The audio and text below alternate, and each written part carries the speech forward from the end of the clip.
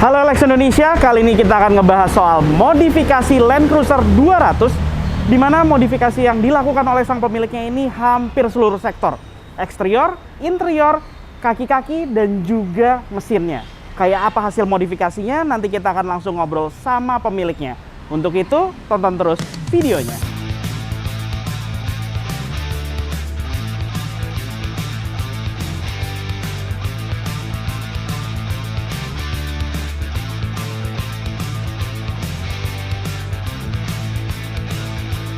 Nah, sekarang kita udah langsung sama pemiliknya nih. Halo Boni, terima kasih udah mau datang ke sini nih. Thank you. Oke, sekarang kita akan ngebahas soal Land Cruiser 200-nya nih Om. Siap. Boleh ceritain dulu nggak, basically ini mobilnya tahun berapa? Ini 2008. Oke. Versi JDM AX trimnya. Jadi kalau di Jepang tuh ada 3 trim kan. Oke. GX, AX sama ZX. Nah, Oke. AX itu di tengah-tengah. AX ini di tengah-tengah. Yes. Gasoline engine ya berarti ini Gasoline engine 2UZFE 4,7 liter. ya? 4,7 liter. Yes. Oke. Basically 2008 nih, tapi penampilannya nih eksterior berubah total nih. Ini jadi tahun berapa nih ya? Ini 2018 sebenarnya. Kalau 2016 kan grillnya masih 3. Nah, ini Oke. grill yang udah 2018. Oke, jadi ini udah penampilan full 2018 nih ya? Udah. Eksterior depan, samping, belakang tuh ya? Yes. Totally.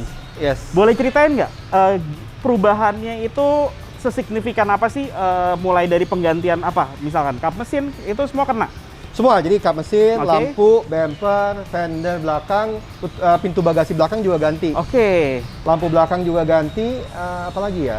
Itu aja sih overall. Tapi Overall itu? ya. Kalau di samping, over fender, list chrome, anything else? over fender ini tambahan. Jadi sebenarnya yang ini bukan 2016. Ini Oke. Bushwhacker US. Oke. Karena memang ini kan pakai ban 35 keluar. Oke. Jadi kalau nggak pakai ini kelihatannya kemana-mana. Kemana-mana, oke. Sama ini apa namanya, chrome samping ini. Although chrome samping ini di versi GX nggak ada. Oke. Jadi ini ada di versi AX sama ZX kalau di luar. Jadi sekalian aja. Oke. Oke. Ngomongin soal upgrade penampilan ini nih. Sulit nggak upgrade-nya, Om? Sebenarnya enggak, tetapi ada yang buatan China, ada yang buatan Jepang, ada yang buatan Taiwan. Oke. Tinggal kualitasnya aja. Upgrade-nya sendiri sih nggak susah. Oke. Mostly everything tuh plug and play, termasuk lampunya juga. Oke. Gitu loh. Tapi yang agak ribet, saya bukakan motor boleh? Karena Boleh. di dalam juga ada yang diganti nanti, Boleh. saya kasih lihat.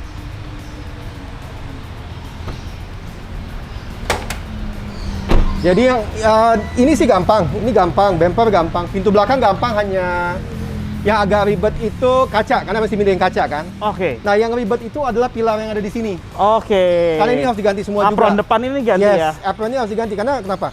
Apron yang lama itu untuk lampu yang bulat, gede, panjang, lebar. Oke. Ini kan lampunya lebih compact. Oke. Nah, sehingga apronnya ini juga harus diganti. Nah, itu kalau apronnya beli yang Taiwan atau China bukan asli, fittingnya berantakan. Termasuk light focusnya Oh, jadi berubah-berubah. Oke. berubah. Dan kemudian harus dilihat juga, kalau ini kan memang asli Jepang, ini Koito ya. Oke, Koito. Saya banyak pakai spare partnya asli untuk facelift ini. Hmm. Kalau yang China, satu lampunya kuning. Terus yang Oke, kedua menguning mesti- ya, menguning. kuning. Lama-lama dan rontok clear coat-nya. Oke.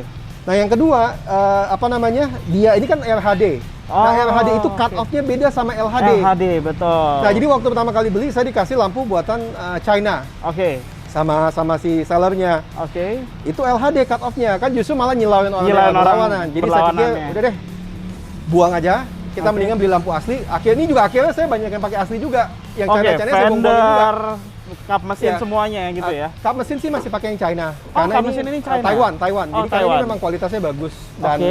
thickness dari materialnya juga bagus, jadi no issues. Oke. Tapi untuk fender, lampu, grill, bumper sudah besi. Sama belakang akhirnya saya pakai asli semua. Lampu di belakang juga asli juga. Oh, asli juga. Jadi Yes. udah pernah kecebur di non OEM, Akhirnya balik ke OEM karena jadinya memang 2 kali kualitasnya- keluar biaya Yes. ya sebenarnya ya. Benar. Tapi karena memang OEM sama non OEM kualitasnya cukup jauh bedanya. Oke. Nah, gimana soal harganya sendiri? Facelift tuh sekarang udah murah ya. Kalau buat beli yang China tuh 35-50 juta tuh udah ada. Oke. Full one car. Full one dari car. depan ke belakang. Depan ke belakang. Kenapa saya bilang murah? Kan mungkin orang 35 juta mahal. Dulunya 100 juta.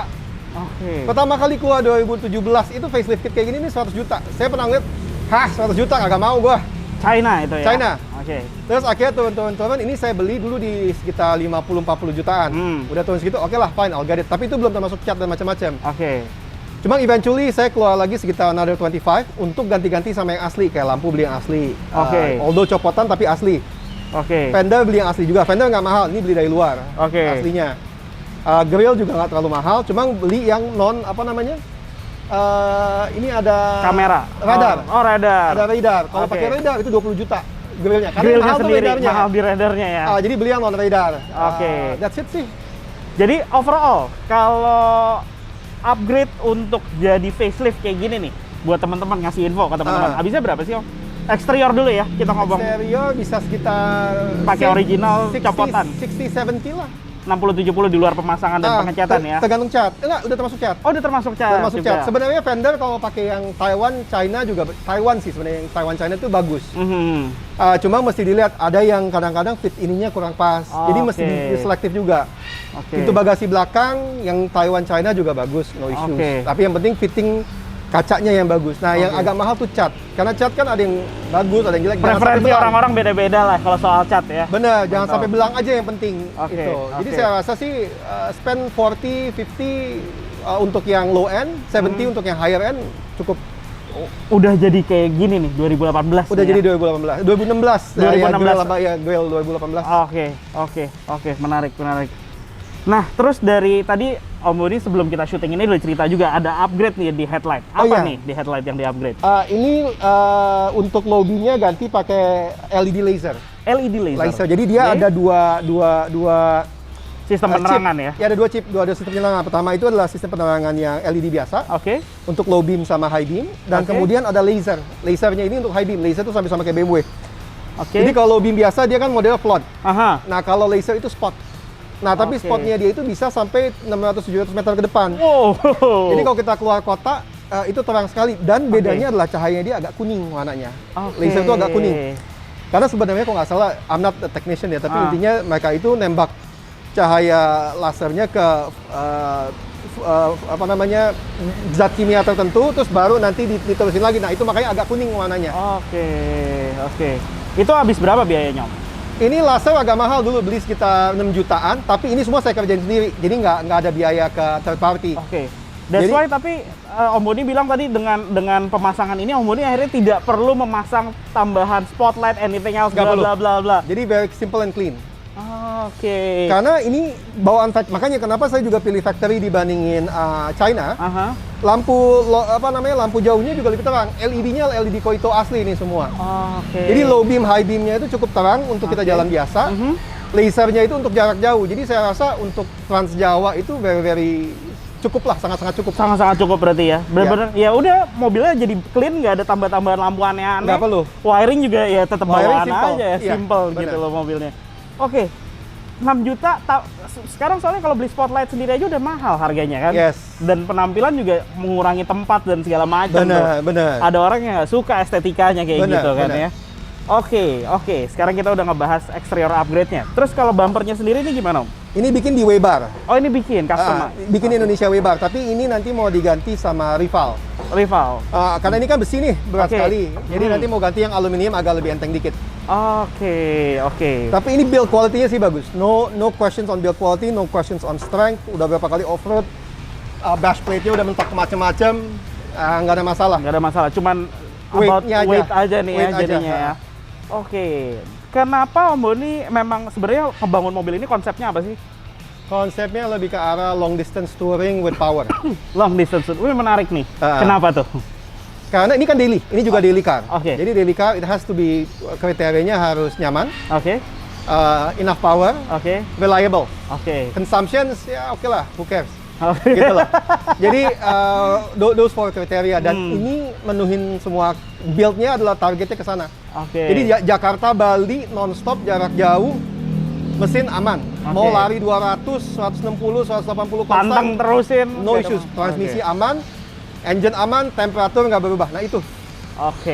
Nah berarti kita abis ini langsung aja deh ngobrolin soal engine-nya nih. Kebetulan udah kelihatan nih langsung nih. Ada supercharger mobil ini. Bukan main, karena emang semua sektor tadi yang seperti saya bilang. Tapi fokus pertamanya selain eksteriornya, nah ya ini engine-nya nih. Boleh ceritain nggak modifikasinya nih apa aja nih sama engine-nya nih? Engine agak banyak, jadi ini 2 kali modifikasi. 2 kali modifikasi. Jadi stage 1 sebelum ini adalah supercharger-nya pakai, kalau ini kan namanya positive displacement supercharger. Oke. Beda, jadi supercharger ada ada 2 essentially, positive displacement sama centrifugal. Oke. Nah, positive displacement sendiri itu ada 2 tipe, ada roots, ada twin screw. Twin screw itu beda di baling-balingnya, mereka tuh beda di baling-baling. Nah, kalau internalnya ya berarti di dalam, baling-baling dalamnya, jadi ada 2 begini. Nah, kalau yang centrifugal tuh kayak turbo. Karena kayak turbo di samping biasa, samping sebelah sana. Oke, modelnya yang eksternalnya gitu ya. Benar, tapi kalau turbo digerakin sama exhaust, kalau dia digerakin sama belt. Itu aja bedanya. Tapi bentuknya persis sama kayak turbo. Jadi mereka main di gearing kalau centrifugal. Nah, kalau ini dia dan itu main boost. Kalau ini dia main jumlah udara. Makanya dia dibilang kan ada TPS 1900. Nah, itu berarti 1900 cc. cc udara yang di ya, jadi sekali muter itu 1900 cc masuk ke dalam mesin. Nah, ini 2600 cc. 2650 cc. Jadi sekali muter 2650 cc. Nah, dulu sebelumnya waktu beli kitnya asli, ini kitnya beli dari Australia. Bullet Supercharging Australia, full set kit stage 2. Udah nggak salah. Nah, jadi udah dapat puli yang ukuran kecil, 1900 cc, intercooler, satu single pass. Itu not bad. It takes the car to 350, 360 HP. Basically stoknya berapa ya mobil ini? 280. Tapi 280 dari factory ya, begitu masuk ke dyno di Jakarta, mungkin kemarin udah ada yang dyno juga, temen mesin sama. Itu cuma 220, 230 setelah stok, setelah remap 250 on engine-nya. Karena pasti ada loss lah. Betul. Gitu, dan factory kan juga biasanya dinaikin sedikit dibandingin ini, ada mereka sistem hitungnya beda. Nah, terus kemudian jadi naik ke 350, 360. Nah, itu itu di bawah Jakarta Bali udah enak, tapi there's still masih potensi mesinnya masih gede karena ini mesin forge. Jadi begitu kita masukin supercharger, yang saya lakukan pertama kali adalah mesin langsung rebuild semua. Head reporting, valve spring ganti pakai heavy duty karena kan untuk handle jumlah udara dan boost. Piston ganti, rod ganti, metal jalan ganti, metal duduk ganti, semuanya ganti. Untuk aftermarket atau OEM? Aftermarket. Piston itu pakai CP, rod itu pakai BC kalau nggak salah. Kalau BC CP saya lupa. Tapi itu Ford semua. Mereka itu, dan kemudian power rating dari pistonnya itu masing-masing 1000 HP. Piston sama rod itu ratingnya 1000 HP. Tujuannya bukan untuk nyampe 1000 HP, tapi tujuannya adalah untuk reliability-nya. Jadi kita nggak mau well beyond atau terlalu dekat dengan benchmarknya mereka. Jadi intinya kan mereka udah 1000 HP, berarti mereka udah ngetes sampai 1000 HP, di atas 1000 HP mulai masalah. Betul. Jadi masih ada potensi naik dari 350. Nah, gimana caranya? Supercharger udah mentok. Kita upgrade supercharger. Jadi kita upgrade supercharger, ganti lagi. Dari 1900 ke 2650 ini. Ini unit 2650. Terus kemudian ganti camshaftnya juga diganti dari standar pakai street, profilnya nggak terlalu banyak. Intake sama exhaustnya. Terus kemudian intercoolernya juga diperbesar lagi. 2 jadinya ya. 2 jadi radiatornya. Jadi kalau ini kan pakai water to air intercooler sistemnya. Jadi udara masuk, ada air kayak radiator, air dinginin di sini. Dinginin khusus untuk si supercharger ya. Nah, ini ada radiator 1, radiator 2 di bawah. Wow. Jadi dia heat exchanger-nya agak beda. Teknologi ini banyak dipakai dari Mercy. Mercy pakai, Toyota juga yang baru di Land Cruiser 300 pakai. Di V35A FTS tuh dia pakai itu. Nah, ini heat exchanger yang di bawah ini pakai punyanya E55 AMG. Yang kapasitasnya yang custom PLM. Jadi memang gede banget. Ini juga depan dari bawaannya Bullet Supercharging. Jadi coolingnya bagus. Performance-nya juga lebih enak. Jadi karena bisa timingnya bisa di-retard, ya kan, AFR-nya bisa lebih agresif. Camshaft ganti, naik ke 496 horsepower engine. Ini SUV gede. Torsinya naik dari sebelumnya tuh sekitar 620, naik ke 795 Nm. Tadi kalau untuk si camshaft sendiri pakai brand apa? Camshaft pakai custom X80 billet. Australia punya? US. US kalau karena mesin ini kan sebenarnya mesin yang sama dengan Tacoma ya? Tundra. Tundra LX470, GX470. Jadi sebenarnya custom partnya dari banyak tuh dari Australia, Middle East sama Australia. Oke, Amerika jadi, ya? Amerika. Jadi ini a mixture of a lot of things. Nah, terus kemudian tentunya dengan power segini gede, udara yang masuk lebih banyak, fuelingnya juga harus lebih bagus kan? Nah iya, baru ngebahas tuh. Fuelingnya gimana? Injektor ganti pakai Denso. Denso? Denso 450 cc. Kenapa Denso? Karena ya Toyota pakai Denso, reliable. Why not use the same thing? Oke, ya kan? Masuk akal. Jadi ini pakai Denso 450 cc. Denso ini, Denso Yellow dipakai di Mazda RX-8 atau apa ya? Saya pokoknya dari Mazda punya. Adaptor harus ada perubahan segala macam? Nggak ada? Injektornya sendiri plug and play, tapi wiringnya mesti bikin adaptor. Oh, wiringnya harus bikin adaptor tadi ya? Adaptor saya bikin sendiri. Oke. Dari Tokopedia, kalau Tokopedia is your friend, mau nyari apa aja di situ ada untuk. Really? Ya.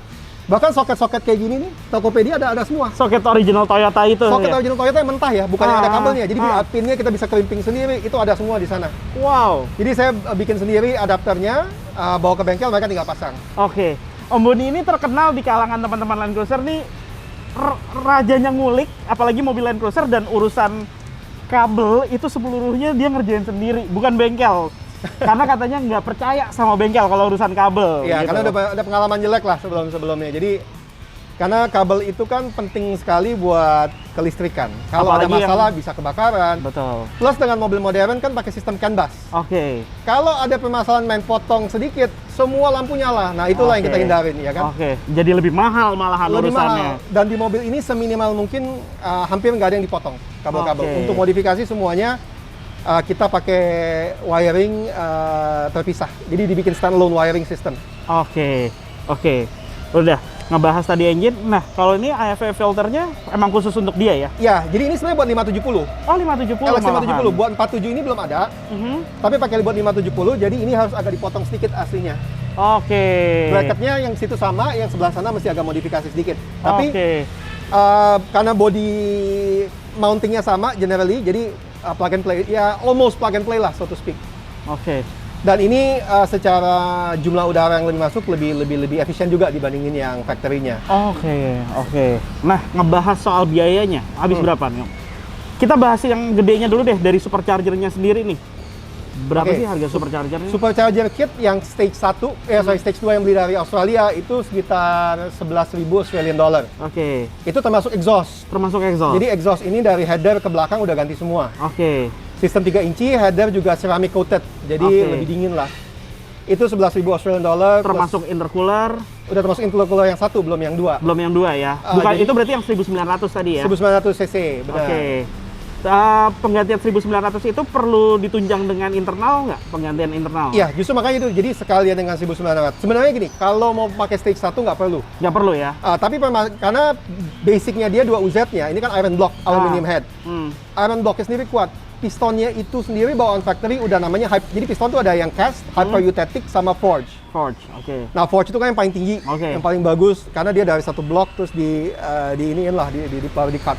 Kalau cast kan dituang. Betul. Nah, hypereutatic itu sama kayak casting tapi dia elemen silikonnya tuh diperbanyak. Jadi dia tuh lebih kuat sedikit dibanding casting. Kalau kayak velg flow form lah ya. Ya, flow form kurang lebih benar-benar kayak gitu. Oke. Jadi factory-nya dia tuh udah hypereutatic. Rodnya tuh masih di debat. Ada yang bilang rodnya itu forge, ada yang bilang itu casting. Jadi saya masih agak partial. Kalau kita lihat di buku Toyota dia bilang forge untuk tipe-tipe tertentu. Nah, saya nggak tahu nih yang mana. Jadi sebenarnya dengan kalkulasi itu, kalaupun mau misalnya nggak mau se-ekstrim ini deh, mau nambah aja, bisa nggak? Bisa. Tanpa perlu membongkar internal ya? Tanpa perlu bongkar internal, tapi boostnya main nggak gede.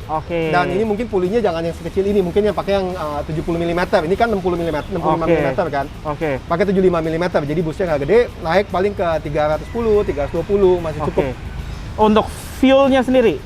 Perlu ada ini lagi upgrade nggak juga kalau standar sih kayak nggak gini. Kalau waktu pertama kali dapat stage 1 injektor nggak ganti. Standar cukup juga. Standar cukup, tetapi pompa ganti. Pompa harus ganti. Pakai yang 220 liter per hour, 260 liter per hour, 260 LPH. Sekarang ini pompa ganti pakai DW yang 320 liter per hour. Karena memang juga jumlah udara masuk lebih banyak, pompanya juga harus lebih kuat. Lebih kuat untuk pompa bensinnya ya. Berarti itu tuh buat bagi teman-teman yang pengen juga soal engine-nya untuk jadi stage 1 aja nggak terlalu mahal, tapi powernya juga udah cukup gede tuh ya. Dari situ kita masih ngebahas nih engine panjang banget nih, soalnya sampai ke gearbox juga kan. Betul. Boleh ceritain gearboxnya gimana? Jadi kalau stage 1 dulu gearbox tuh cuma pakai Transgo. Transgo, Transgo cukup, tapi Transgo-nya itu lebih ke arah untuk kan ini kan mobil udah umur juga ya, tahun 2008. Jadi pasti valve body juga udah worn out. Oke. Transgo itu tujuannya untuk memperbaiki worn out-nya itu sama shifting, karena kalau dia bawaan standar itu suka flaring. Oke.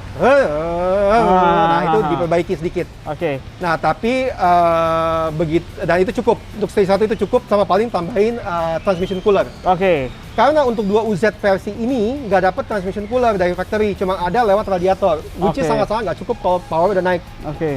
Yang saya rasain pertama kali bawa ini keluar dari bengkel, selesai semua, itu adalah transmisi langsung nyala, ting.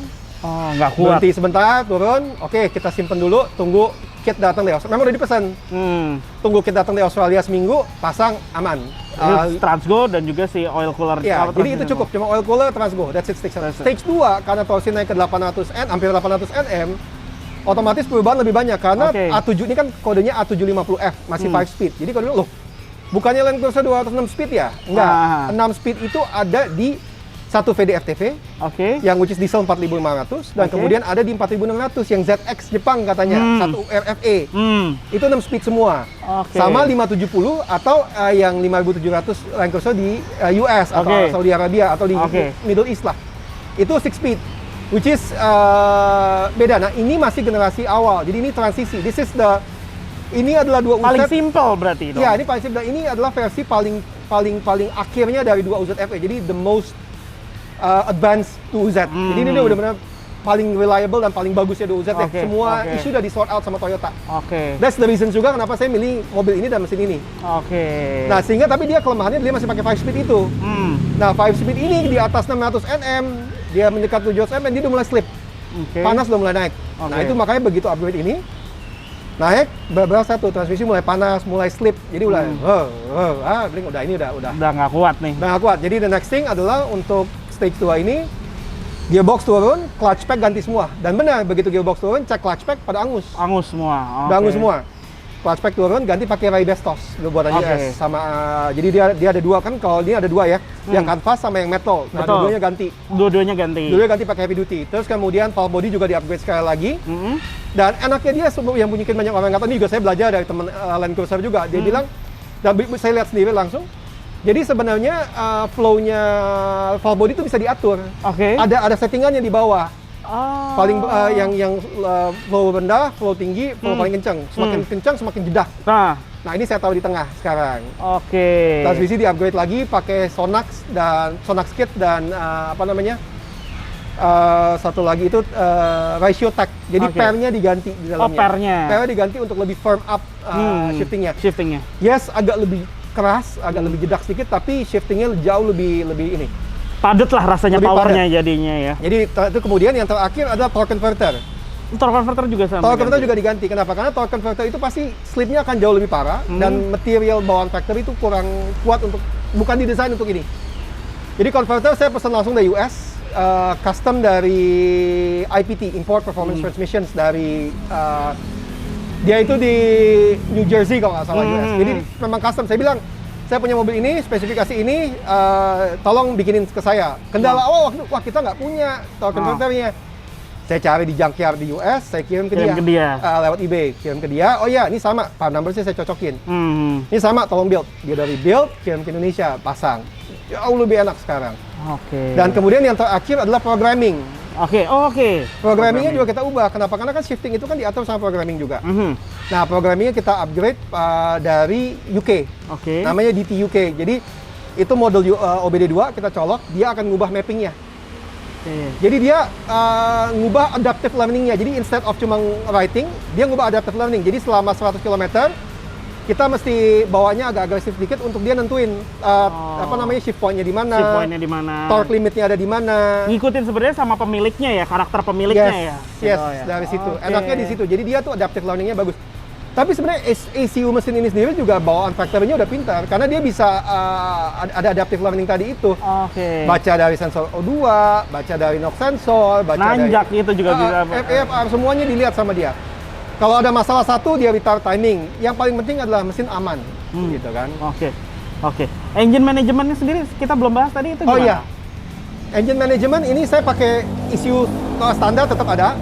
Cuma saya upgrade, saya ini tuningannya dari Rev Engineering. KOTEDI. Kenapa saya nggak pakai piggyback? Karena ini personal opinion ya, a lot of people may disagree. Kalau buat saya piggyback itu bikin bego. ECU yang udah pintar. Kalau kita bicara piggyback di misalnya di satu RZFE, mesin Land Cruiser yang 4.500 cc bensin, that's fine. Kenapa? Karena dia nggak ada adaptive learning. Betul. Walaupun ada very rudimentary. Betul. Jadi pakai piggyback, fine. Tapi untuk ECU yang modern ini, yang pintar, yang udah ada sensor O2, sensor-sensornya banyak, dia malah jadi masalah. Kenapa? Karena ditipu mesin, semua. Ditipu, karena mesin bilang, ini parameternya udah masalah nih, lu knocking sekian. Nggak, gue mau tetap lean. Katanya si piggyback nih. Piggybacknya, karena piggyback itu ada macam-macam. Ada yang memang bagus, bisa ada safety parameters ya. Ada yang cuma piggyback ya, cuma ngasih perintah aja. Gitu. Unit chip yang saya tahu unit chip sekarang udah bagus. Jadi unit chip tuh udah ada safety parameternya, although nggak sebanyak brand-brand yang lain ya. Next thing adalah untuk nyari tuner yang jago untuk itu. Itu juga susah, gitu loh. Kotedi jago, tapi nyari timing untuk Kotedi aja mesti saking jagonya penuh tuh memang. Padat dia juga. Padat, tapi memang one of the best. Nah, ini di ECU udah di retune sama Kotedi, jadi base mapnya diubah, tetapi adaptive learningnya tetap. Kalau untuk tadi kita ngomongin balik lagi ya, untuk stage 1 itu ECU juga tetap harus di remapping juga? Nah, ada pilihan dapat remap diekit dari Australia, jadi mereka akan kirimin map ke kita untuk di-upload. Atau ya kita bawa ke Teddy aja, custom. Kalau saya lebih prefer sih pengalaman, saya udah nyoba soalnya. Di Australia saya pakai, sama dari Kotedi saya pakai. Kalau menurut saya lebih bagus Kotedi karena dia di dyno. Dan cocok dengan udara sini udah cocok udara macam-macamnya. Gitu. Jadi lebih ini. Kalau yang waktu di Australia saya masih suka dapat lagi accelerating, tiba-tiba pas angkat mati. Pernah karena terlalu rich. Betul. Gitu loh. Begitu Kotedi hilang masalahnya. Kalau transmisi tadi habis berapa tuh? Upgrade. Lumayan sih setahu saya transmisi itu. 20. Really? Cuma 20. Converter itu beli dari Australia, dari US, copotan, $150. Rebuild transmisi, rebuild converter itu $600. $700, itu 10 juta. Transgo kit ataupun kit ratio tech paling sekitar 5 juta, udah nyampe Indonesia. Rebastos kit sama macam-macam itu sekitar 3-4 jutaan. Full set udah nyampe Indonesia. Rebuild kemarin kena sekitar 6 juta. Sama tambahin oil cooler, udah ya? Oil cooler paling 3-4 jutaan ya? 4 jutaan lah. Nggak mahal. Menarik. Ya udah, kita udah selesai ngebahas mesinnya, kita bahas bagian sampingnya Om. Bahas kaki-kaki kita panjang lagi nih. Silakan. Nah, sekarang kita ngebahas soal eksterior sampingnya nih. Eksterior sampingnya mobil kelihatan banget udah lebih tinggi, velg ganti, ban ukuran 35 nih ya? 35,2. Boleh ceritain upgrade di suspensi apa aja Om? Upgrade suspensinya agak banyak. Karena kan yang penting nggak cuma tinggi, tapi handling. Nah, depan itu kita pakai suspensi pakai King. Shock paling gampang pakai King. Reservoir 2,5. Dan ini custom valving. Jadi shocknya ini nggak beli di sini. Jadi beli langsung dari US, Phil Team Motorsport. Jadi pada saat kita beli, itu mereka nggak bilang, nggak cuma kirim. Tapi mereka tanya, tunggu, mobil lo mau dipakai buat apa? Loadnya berapa? Forward cornernya berapa? Jadi memang custom. Jadi nimbang dong mobil? Nimbang, custom. Kenapa? Karena dia mau bilang, gue nggak mau jual lu, King itu bukan sesuatu yang lu beli terus pakai. King itu sesuatu yang build to order, dia bilang. Jadi gue hanya akan kirimin lu sesuatu yang udah disiapkan khusus untuk mobil lo. Jadi tanya, agresif, tinggi maunya berapa, ini berapa. Jadi bahkan springnya kan ada loadnya kan? Betul. Ada 750 lbs, 600 lbs, 650 lbs. Dia nanya, ada bull bar nggak? Ada winch nggak? Ini 650 lbs cukup, lu jangan yang 500 lbs. Gitu. Kalau 750 nanti terlalu berat, ambrol-ambrolan. Ambrol-ambrolan, betul. Dia bilang, jadi preloadnya sekian, ini sekian. Jadi Kingsnya udah dapat, custom, udah tinggal pasang Jakarta. Nah, tetapi lebih tinggi berarti kan otomatis caster cambernya berubah. Betul. Ya kan, biasanya lebih tinggi langsung begini. Iya, betul. Terus mundur ke belakang, mundur ke belakang kan? juga, ketarik. Setia begini jadinya. Lari-lari pada Jadi, saat high speed. first thing adalah upper control arm diganti. Upper control arm ganti. UCA-nya pakai Super Pro di sini. Dia bisa adjust buat si caster dan juga camber. Bisa. Sebenarnya saya udah beli Total Chaos, saya udah beli ini. Saya beli satu lagi itu Icon yang billet. Tapi di antara semua yang settingan paling banyak adalah Super Pro. Icon kelihatan keren, billet. Iya, betul. Total Chaos keren, silver. Tapi I didn't get the caster camber yang saya mau. Nah, akhirnya saya ini dapat casternya 5 plus 5, 5,2. Cambernya minus 0,5. Jadi handlingnya is very very nice. Gitu. Di Total Chaos dengan tinggi segini saya dapat cambernya itu casternya cuma 3, cambernya itu cuma 0. Nggak bisa sampai minus. Nggak bisa minus, jadi I don't feel getting it. Sama Oke. juga dengan Icon. Akhirnya dua saya jual, saya pakai ini. Oke, oke, Gitu lah. oke. The best-nya di sinilah buat Biasanya di sini, jatuhnya. it doesn't look wow, tapi it does the job. Oke, oke. Gitu lah. Dan mungkin harganya di antara Sama. Oh, sama. ya, Sama. untuk Ini harganya. saya pesen di Banteng Mas, about 10 jutaan. Total Chaos saya bawa dari luar sendiri sekitar 10-11 jutaan. Icon saya bawa dari luar sekitar, paling mahal Icon memang karena bilang 13-14 jutaan. Oke. Tadi kalau ngomongin Kingsnya berapa harganya? Kings itu agak mahal. Saya pesen custom itu sekitar $4.500. Plus ongkos kirim, pajak macam-macam 70 jutaan lah sampai 70 jutaan sampai sini ya. Tapi ya paling good investment ke situ tuh ya. Paling bagus Dirasain karena banget ya. saya rasa ini yang paling pas buat kendaraan ini. Memang agak kalau low speed tuh agak ngayun sedikit, tapi udah high speed this firm. Firm. Oke.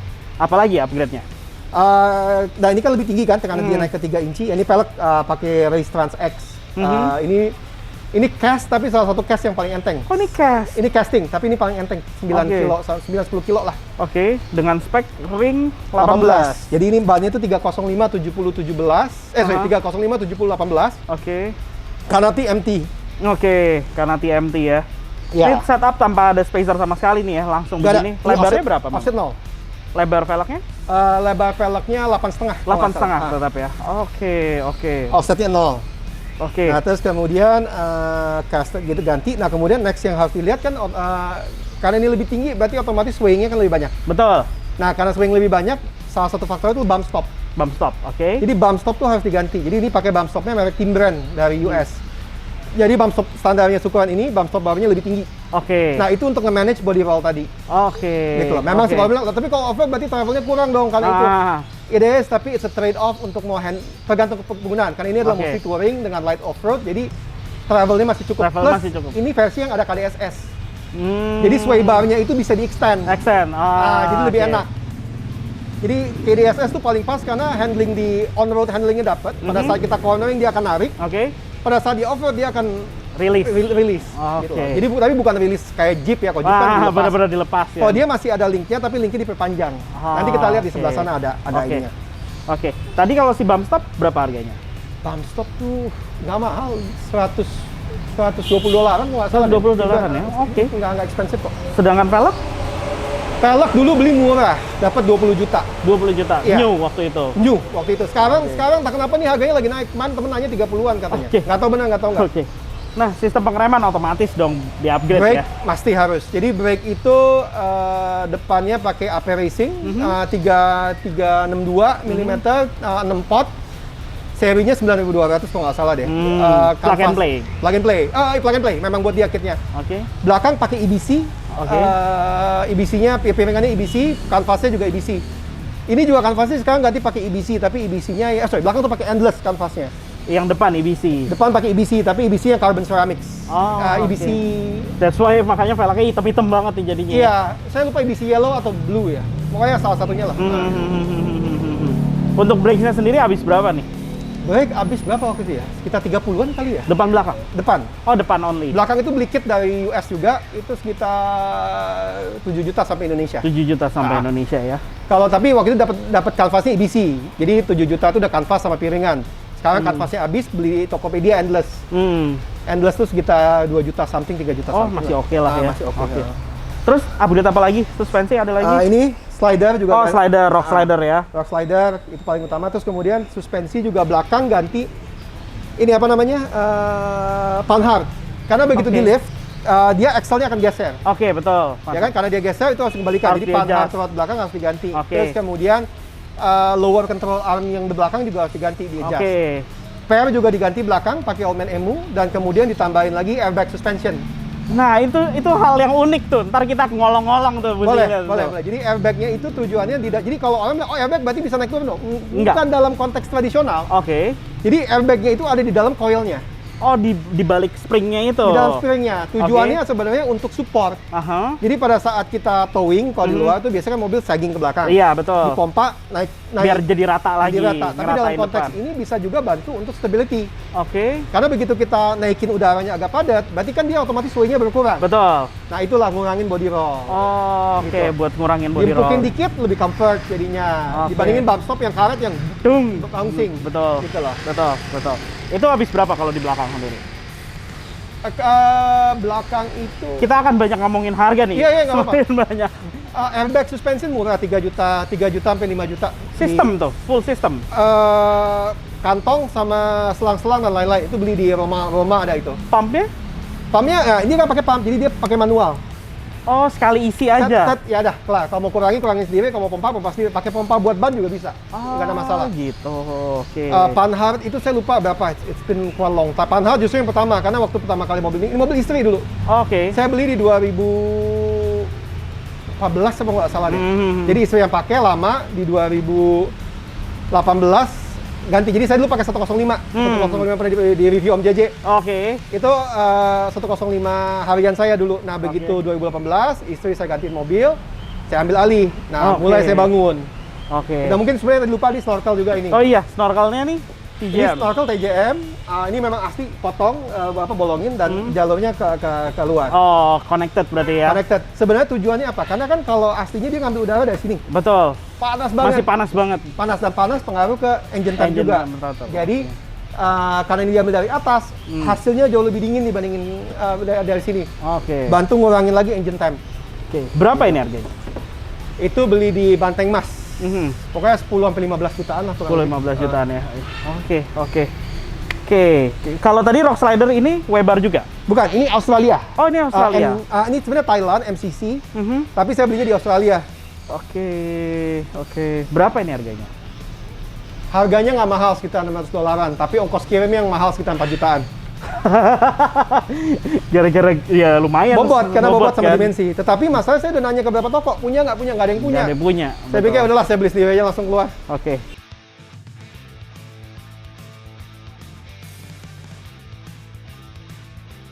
Kalau tadi kan udah bilang soal facelift depan, samping, belakang, itu yang termasuk di belakang tadi pintu bagasi, lampu-lampuan, rear bumper. Yes. Itu aja ya berarti itu ya? Aja. Ini spoiler masih asli bawaannya yang lama. Oh, dari 2008 nih udah 2008 ada. 2008 udah ada ini.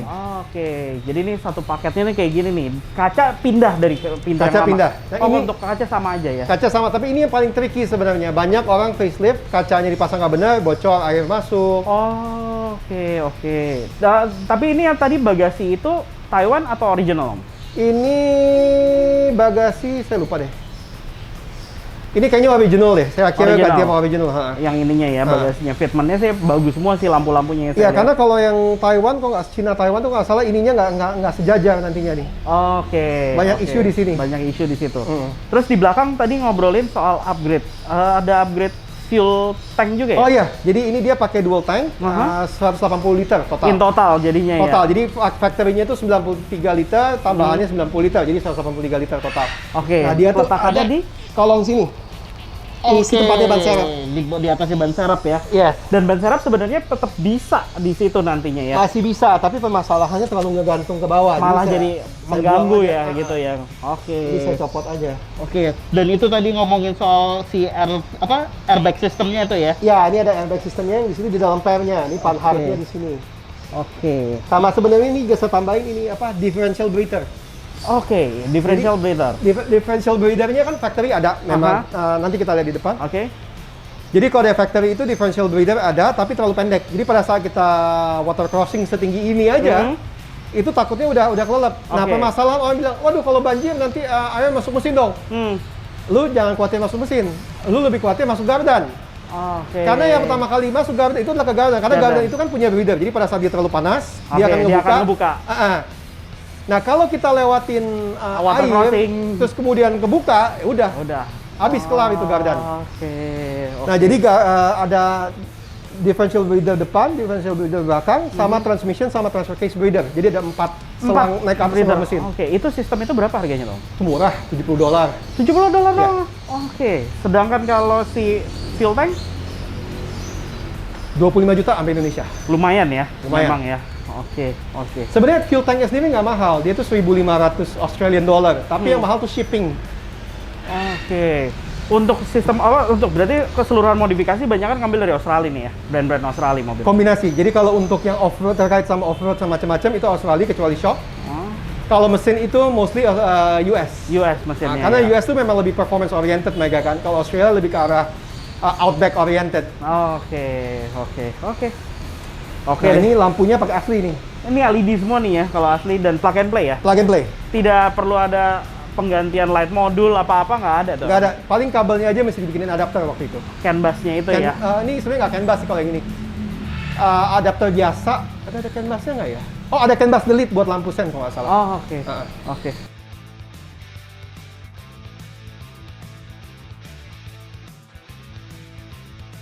Nah, sekarang kita udah di bagian interiornya nih. Di interiornya sendiri, kalau tadi udah ngomongin eksteriornya bahwa di facelift juga, apakah interiornya juga nih, Om?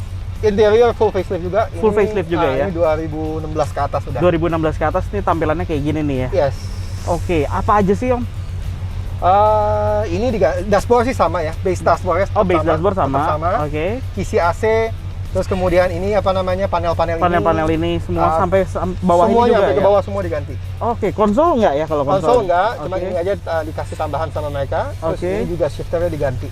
Oke. Steer, speedometer ganti. Oke. Ini juga diganti nih. Panel door trim ya? Door trim ganti semua, pakai yang 2016. Oke, itu satu pada saat penggantian satu paket jatuhnya itu. Satu paket dapatnya, cuma saya pakai ini generasi pertama. Oke. Jadi facelift generasi pertama tuh dikasih wiring yang udah colok, tapi kita mesti nentuin wiring ke dalamnya sendiri. Oke. Jadi saya mesti bikin adapter sendiri waktu itu. Oh, cukup complicated ya. Lumayan, tapi ya. yang generasi berikutnya udah banyak yang facelift, udah plug and play. Oh, plug and play. Plug and play. Saya generasi pertama, tapi enaknya saya generasi pertama, saya masih dapat asli ini. Ini asli, ini asli, ini asli.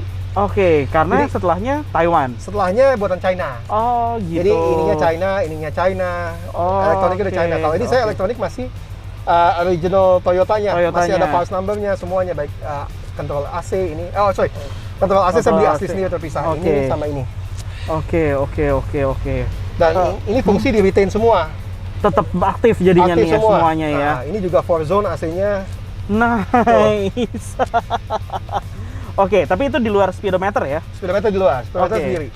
Habis berapa untuk interior ini? Interior dulu kita mungkin ngomongin yang langsung orang plug and play ya, karena mungkin nggak semua orang mengerti untuk instalasinya gitu. Plug and play kemarin temen baru beli 35. 35. Nah, itu 35 gitu. Konsol tengah, kontrol semua udah dapat. semua udah dapat, tinggal pasang. Sampai setirnya dapat. Sampai setir juga ganti ya, Om ya. Tapi di luar, nah, yang unik itu kalau itu tadi 35, kalau ini itu sekitar $1.000. Ini $1.000. Oke. Sampai Indonesia 17 jutaan, 18 jutaan. Ini aftermarket ya? Aftermarket. Oke, menarik. Jadi full digital LCD ya.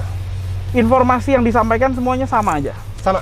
Malah lebih lengkap sebenarnya. Oh, malah lebih lengkap. Dan tetap bisa diatur sama kontrol unit, bisa kontrol setir ya? Ya. Oke. Wah, banyak banget dan bisa ada pengaturan displaynya segala. Oke. Simple pemasangannya. Simple plug and play. Bahkan kilometernya bisa pindah. Langsung ikut ya? Ikut. Jadi jadi kita colok ke sini, kita colok ke speedometer yang lama, dia akan tarik data, dia ikutin kayak yang itu. Oke. Berapa tadi harganya, Om? $1.000. $1.000 ya? Ya, kita 14 juta lah. Oke.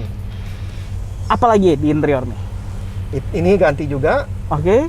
Pakai yang digital sekarang kan ada mapnya juga, auto dimming. Setir ganti, ya jok juga baru trim juga. Oke. That's it sih interior. Audio ganti ini pakai Android system. Terus kemudian pada saat facelift kan ini kan sebenarnya model 2008 tuh integrated. Oh, tadi 35 tuh belum termasuk dengan head unit ya? Udah dapat. Oh, udah dapat Android system juga Android itu. juga. Oke. Jadi apa namanya yang aslinya tuh kan integrated dia sistemnya. Jadi AC juga jadi satu kesini. Nah, ini sekarang dipisah. Jadi AC sendiri, head unit sendiri. Oke. Nah, yang lama itu pakai audio Pioneer. Oke, bawaan asli mobil. Bawaan asli mobil. Jadi dia pakai DSP powernya Pioneer. Nah, itu kita copot pakai Audison. Oke. Jadi pakai Audison, terus kemudian speaker semua ganti Morel. Oke. Gitu. Upgrade audio simple tapi pas gitu kayaknya rasanya ya di sini ya. Easy to listen dan nggak kelihatan ribet gitu ya. Ya, betul. Jadi benar OEM look, benar factory look. Sedangkan kalau ini untuk apa? Ini throttle controller. Oh, ini throttle controllernya. Unik juga. Oke. Jadi dibuat OEM as possible juga. Oke, sekarang kita dikasih kesempatan nyobain nih sama Om Boni. Kita boleh nyoba ya, Om ya? Silakan. Kita cobain nih. Kita pilih jalan-jalan yang sepi dan cenderung aman untuk melakukan percobaan ini nih. Suaranya sih udah kayak V8 sebenarnya nih ya. Dalam keadaan karena exhaustnya udah nggak standar lagi. Yes. Kalau dalam keadaan pemakaian hari-hari ternyata emang rasanya nih normal banget ya Om. Yes. Nggak ada jerky sama sekali, smooth penggantian giginya. Iya. Benar-benar normal aja, mobil kayak nggak ada apa-apa, cuma dikasih suara yang lebih kenceng aja ya. Iya, tapi juga nggak terlalu ganggu karena masih slow growl. Oke. Ini kita enakan ke kiri ya. Kiri sih sebenarnya benar. Ini langsung luar saya Sudirman nanti. Iya. Kita nanti coba mode standar dulu. Oke. Ini standar, nanti baru kita masuk ke sport. Oke. Dan itu semua penggantiannya ini. Dari situ sama dari sini nanti. Oh, tetap ini sistemnya berjalan ya. Jadi ini untuk throttle, ini untuk transmission. Oh. Jadi dia itu transmission ada beberapa map. Map standar, map ECT, map ECT plus sport sama throttle. Oke, kalau dalam keadaan mobil standar kan memang sudah ada ini aja ya. Power aja. Power ini aja. sebenarnya untuk bantu transmission. Oke, power ini transmissionnya. Yes. Kalau throttle tidak ada ya pengaturannya. Throttle nggak ada, factory nggak ada. Langsung kerasa ya. Yes. Baru diganti nih.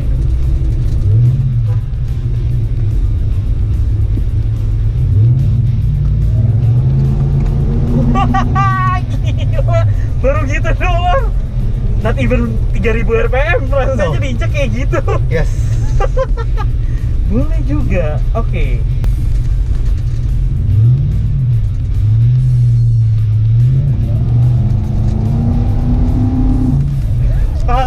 Kalau kayak gini sih udah happy ya, kayaknya nggak perlu punya AMG aja ya. Nggak perlu punya AMG kayaknya udah ini sih. Karena memang build-nya juga waktu itu targetnya adalah G500 yang model baru. Karena waktu saya ngobrol sama JJ, sebenarnya toe-to-toe-nya Land Cruiser itu adalah dengan G-Class. Kenapa? Sama-sama depan independen yang baru, ya kan?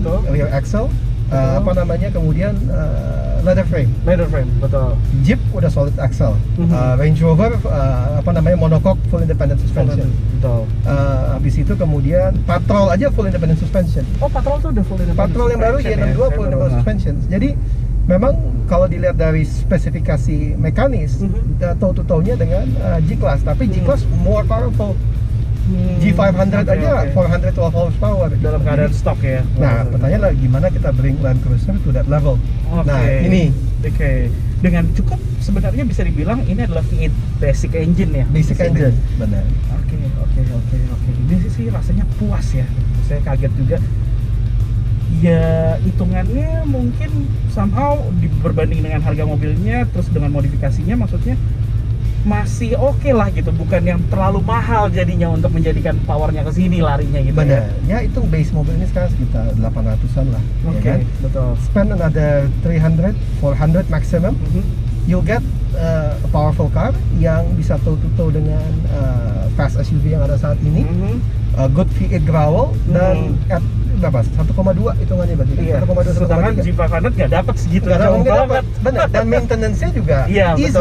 Betul. The Toyota maintenance. Gitu. Mau ganti busi murah, ganti. You can get it everywhere gitu loh, ya kan? Ganti boot, CV boot gampang. Betul. Ya, jadi kepikiran juga. Misalnya kita lagi lampu merah dulu nih, habis ini kita cobain lagi.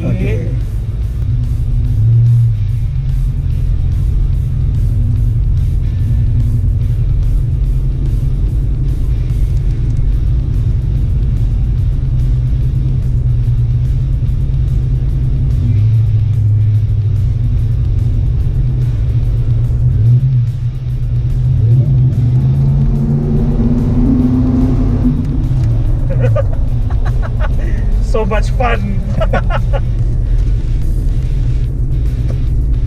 Gokil. Oke. This is super nice, Om. Thank you.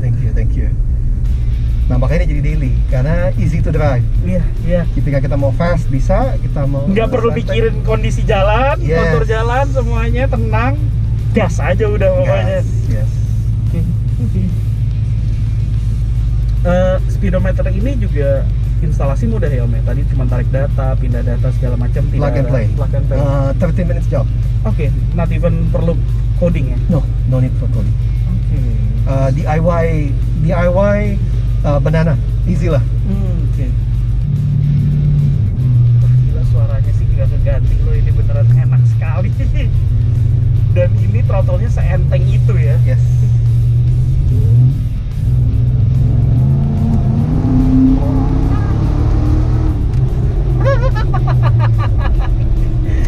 mobil segede ini rasanya kayak gitu.